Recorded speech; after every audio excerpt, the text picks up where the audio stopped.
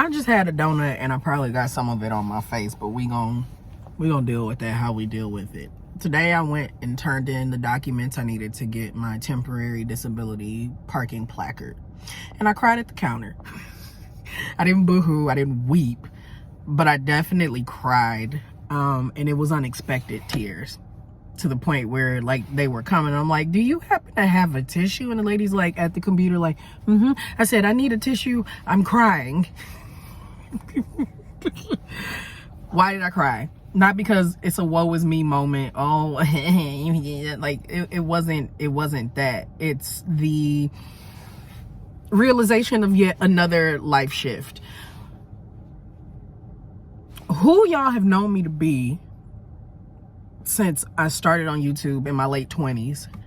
Y'all have seen me on the move. You've seen me literally move. You've seen a lot of different aspects. A lot of what was established that you are familiar with about me, because many of you don't deeply know me and you never will.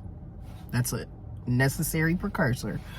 But much of what you know of me is because I was in recovery from one loss in life and one heartbreak. And I'm in a living mourning period right now because I feel trapped in my body to an extent, where now I have to take into consideration many things that many people with many different ailments long before me have taken into consideration. And I've always been a person who thinks ahead as much as possible when it's regarding the feeding and caring of me.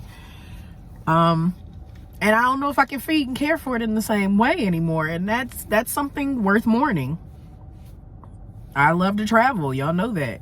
I can barely do a little bit of walking without being winded. Y'all heard it in the bad audio video that I shared earlier. What was it? Yesterday? Day before yesterday? Can't even remember no more. Don't even matter. My spine is in pain all the time. And because of said pain, there is a possibility, not a guarantee, but a possibility that the pain will continue to push upon nerves that will eventually immobilize me. This is not a guarantee, nor is this an exaggeration. Some scary sounding shit, I know. But it is what it is. And those are the things I was thinking about when the woman was punching the holes on my temporary placard, and how I was thinking, dang, I said I was gonna come to work a little bit late today and I'm gonna still end up getting there on time. This is some BS. I'm gonna go get a donut. And that's what I did. I got a donut and I got a kolache. I have a long history of being addicted to Shipley donuts here in Houston, Texas. I like a lot of donuts, don't get me wrong, but these are crack. And I don't eat them often. My husband just made me stop chugging hot chocolates 3 days ago because I was in here doing one of these. There was so much sugar in my system. I will enjoy the flavor of that donut for as long as I possibly can, because that'll probably be the end of the sugar for the week. I've been watching over and over on repeat and giggling maniacally T.O.P.'s interview with Netflix. Just, do you see the power of being a fan when used for good? You see how the demand and interest in him and long-term fans of him, be it through the music and or his past acting, got him to the point where he didn't need the conventional group marketing that everyone else did. He's getting the moment to stand on his own and stand alone. And I just, it's like a redemption arc. Redemption arc that shouldn't even have to happen, because the boy already redeemed himself. I can't call him a boy. He's a grown man. We are very close in age. But Nunaya, like, I'm still proud. I still have a right to be proud. I still have enough patience to sit here and wait for about 6 more minutes before everybody else come out of work, so I can park right at that handicap spot right by the door. Because walking just a little bit makes me hobble and wobble like... Anywho, I'm turning and I'm not seeing enough cars moving.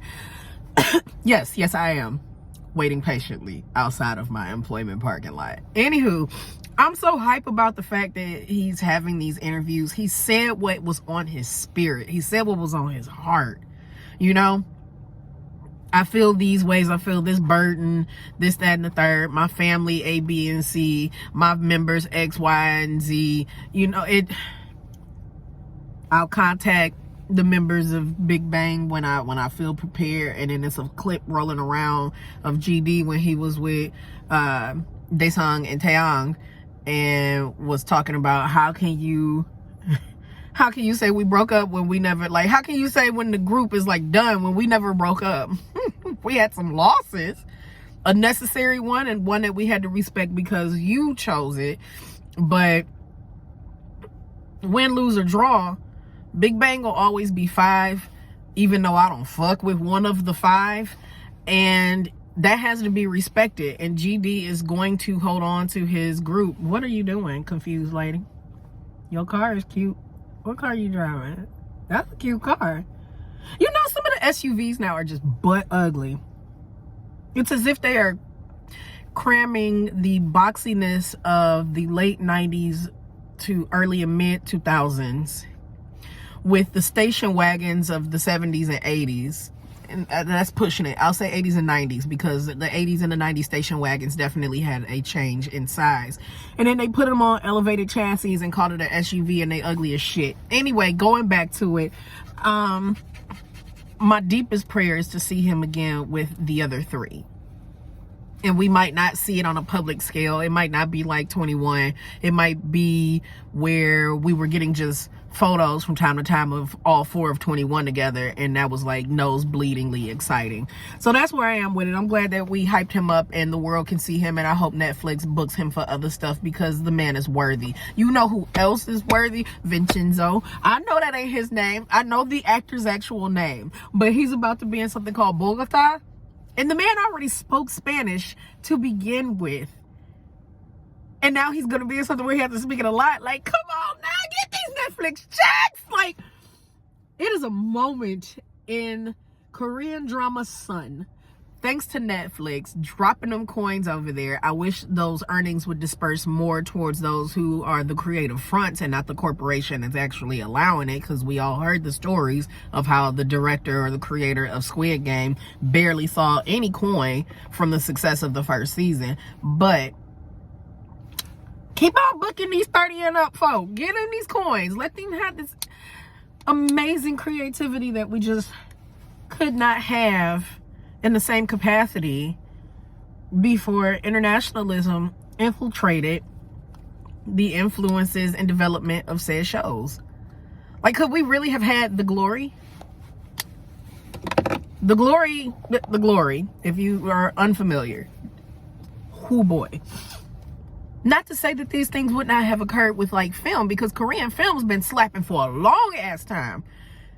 Big deal time. But I just don't feel like the dramas were doing the same thing as they were or have been in the past 12 years. I'll give it that. Netflix is not the end all be all. Americanism and American corporations are not the end all be all of any damn thing. Intentional pause. So y'all just not gonna, classes is over. Y'all just not gonna get out the parking spaces?